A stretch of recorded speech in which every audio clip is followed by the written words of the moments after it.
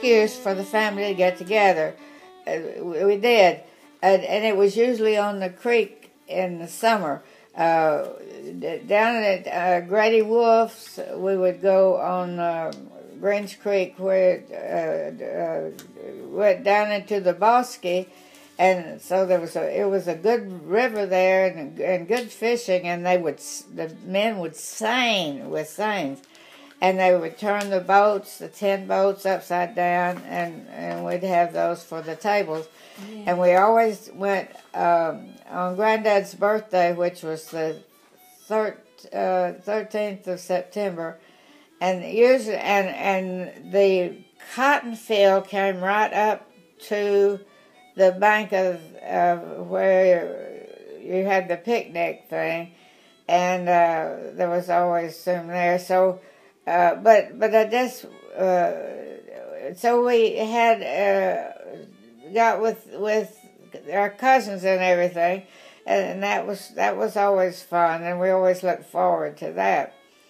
And but Betty and I were the only two girls that age, so we were pretty much, we were always the fetchers. Go carry somebody, take a water to somebody, or get Aunt Mary something to eat or something. But anyway, we were the runners.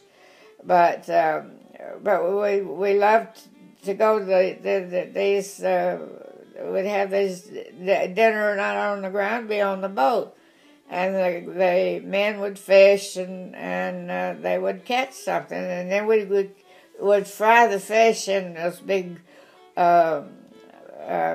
One time Betty got burned on her leg because she touched a iron pot that was full of grease, and she touched it and burned her leg pretty bad one time, I remember.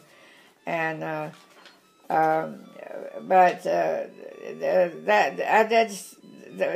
we did get, that was part of her growing up, was being in these family get-togethers. We always looked forward to it, and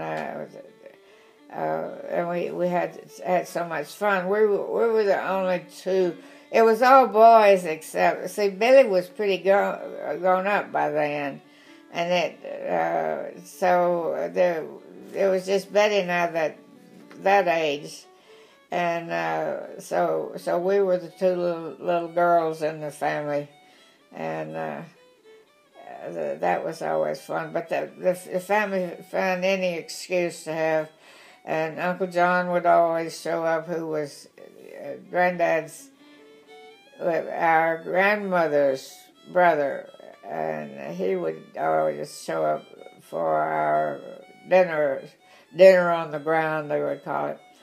And Granddad loved that. So we always liked to do that, and I think that's why we would make our little picnics down on the sandbar on Greens Creek down below Granddad's house, when we would have our picnics there. So we did a lot of we learned a lot of nature things through our family, particularly through Aunt Eunice.